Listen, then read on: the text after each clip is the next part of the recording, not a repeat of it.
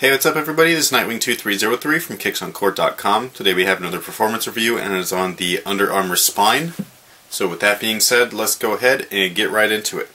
Initially I thought the traction might be hindered based on the fact that you have a rubber inset into this foam spine casing. That's what all of the blue area is. It's literally an external foam, and then they have this solid rubber glued on top of it in a herringbone pattern, which is fine. But I thought that this was all gonna, cause a lot of slipping and so on and so forth. The exact opposite ended up happening. These actually stuck to the floor better than almost any shoe that I've played in recent months, and maybe with the exception of the CP3.6. But the foam casing or the spine shell, that actually worked really well, and in most cases it actually worked too well. There were some instances where I was not paying too close attention to what my foot or feet were doing, and I'd end up sticking on the floor and kind of tripping over myself. So with the traction, I think that these are absolutely phenomenal, really surprising, and it's complete opposite of what I had initially anticipated. So it doesn't matter really what you're doing on the court, front to back movements, lateral movements, harsh stops, cutting, curling, push-offs, crossovers, so on and so forth, you're gonna be perfectly fine. So traction is probably the best feature on the Under Armour spine in my personal opinion. Just like with most of Under Armour sneakers, and especially the more recent models, they come with Micro G foam for the cushion, and then these ones also come with a Micro G insole, just like the BB Charge. This is something that I did really like, and this is actually very useful and necessary for this particular model here. The BB was probably not completely needed just because the foam was directly underfoot and it was very comfortable. However, this unit here has a TPU plate, which is this external heel cup, and then it goes underneath your footbed. So that is it's not something that you could see, but it's underneath the strobo board in there. But basically your foot and your heel is resting directly on plastic, which is hard and unforgiving, and then the plastic stops right around here. So your entire forefoot's completely fine. You can actually feel that right at the get-go when you're playing. But when you first try these on, you're just like, man, these are kind of hard as rocks. They feel like the Zig-Tex, and that's something again that I was just not too excited for. Luckily, the Micro G that is within the spine, this is just basic foam, and then inside is that black foam, and that's actually the Micro G in there. Like I was saying, the forefoot's perfectly fine. Luckily, that insole really breaks in your stride when you're upon heel strikes, so that TPU plate that's directly underneath your foot isn't super painful. And then the more that you play in these, the more that foam kind of breaks in underneath your TPU plate, which then makes your experience a lot more enjoyable. The one thing that I would say to Under Armour, in order to kind of perfect their little support frame and things like that, is do what Adidas did, because you're already kind of copying their sprint frame in general, but in order to make it just more comfortable for everybody, open that sucker up on the heel, just like that one, and that way when your heel is striking the floor, it's not going directly into a plastic frame, because that's something that Reebok screwed up on with the Zig-Tex stuff. They had horrible foam for one, for two, and then they had the TPU frame, and that thing, I mean, that shoe was just ridiculously uncomfortable. So so that's the one thing that I would say, is just kind of open up the inside right at the heel, right where your heel is going to sit, and then crash into the floor. That way you get a more comfortable and cushioned ride throughout the entire footbed. Other than that, I think that it's perfectly fine, but that's the one tip that I would give them, is just kind of open up that bottom piece. That way we can actually feel and use the foam that you have in place. Otherwise it's being kind of blocked and hindered by that plastic frame. As far as the materials go, it's pretty simple. Basically you just have the fuse style upper around the toe, around the side panels here, the back of the heel, and around the eye stays. And then within that you have that mesh material.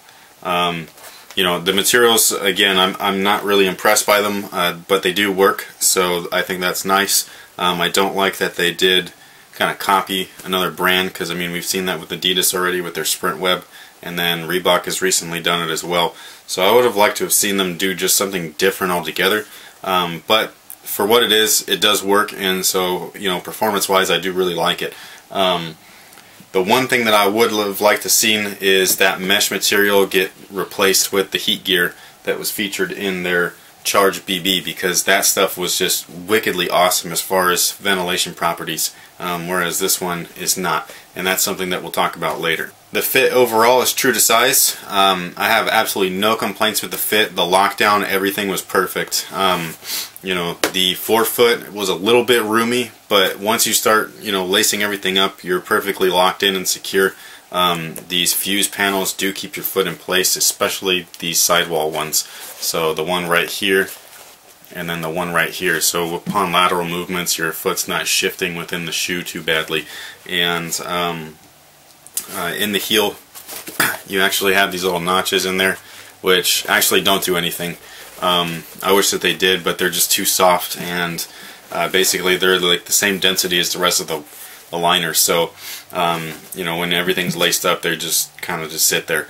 However, the fit itself overall is very, very good, so they didn't even need those things. So I, you know, can't really discredit the whole fit in general. The lockdown overall from the heel is perfect. The midfoot's perfect, and the forefoot again is pretty perfect. So I'd say that the fit here was an absolute win. As far as width goes, you're just really going to have to try them on. I've seen these over at Foot Lockers, so if you do have a chance to try them on, go for it. If you don't, you're just going to have to wing it. Going back to the ventilation, again, I think that this mesh material would have been better if it was heat gear.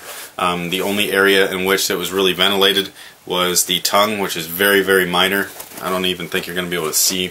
Most of it's just like micro mesh basically, and then this panel here was actually ventilated. Upon blowing air throughout the rest of the shoe, the air was not escaping whatsoever, so there's really no ventilation here other than a small section on the medial side, and then very, very minor ventilation on the tongue. So ventilation definitely is going to take these guys' overall score down a bit. However, you know, if they would have used heat gear, I think it would have been awesome. It would have definitely made the shoe a lot more breathable, kept it cooler and all that kind of good stuff. The one thing is that they probably didn't use it because I doubt that this fused material is going to be able to actually bond to it. But maybe one of these days I'll figure it out, in which case their fuse might beat Nike's fuse. So, but yeah, the ventilation wasn't great, but again, they have more than enough time and room for improvement, especially when they have something as great as heat gear on their side. As far as support is concerned, basically you have the TPU heel, and then that goes again underneath the entire midfoot section for some rigidness and torsional support. Does an excellent job at that. The overall fit is supportive, as well as these overlay fuse materials again add additional support. Their spine technology, which is the external midsole, this is their support feature. This is a midsole overlapping a midsole basically, so it's kind of it's hard to explain, but it does work, and it has enough support for a big guy like DeAndre Jordan, and then it also has plenty of support for somebody that's small and quick like myself, or even someone like Brandon Jennings. So this is definitely a versatile shoe in my opinion, and I think that its pros definitely outweigh the minimum cons that it does have. Overall, I think the Under Armour Spine is probably one of the better basketball sneakers that I've played in. It's basically Under Armour's versatile options. So much like the Nike Hyperdunk, that can pretty much be used across the board as far as positional players goes. You can go from 1 to a 5 and be pretty darn comfortable and supported in that shoe. Same with this shoe right here. Point guards could wear it, shooting guards could wear it, any type of forward position, and then even certain big guys. If you guys are quick, I wouldn't say a Shaq-sized kind of big man, but we don't really have very many of those right now in the league anyways, or players in general. But as far as like a basic type of big man, even like a Pau Gasol type big man, this is going to be just fine for them. And at its price point, I think that it's basically a steal. You get plenty of traction, awesome cushion, very good lockdown and fit. Ventilation is pretty poor, but you know, what you going to do? As long as your foot's not moving around in the shoe, I personally don't find that to be a big deal. Basically, their Under Armour Charge BB was a pretty bad gimmick, and it didn't work on top of that. This right here kind of made up for it, because this is basically one of the best shoes that I've played in so far.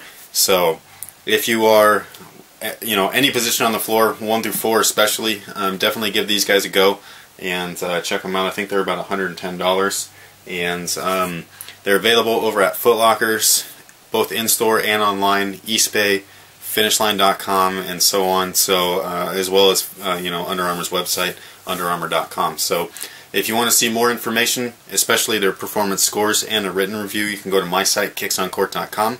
So until next time, guys, have a good one.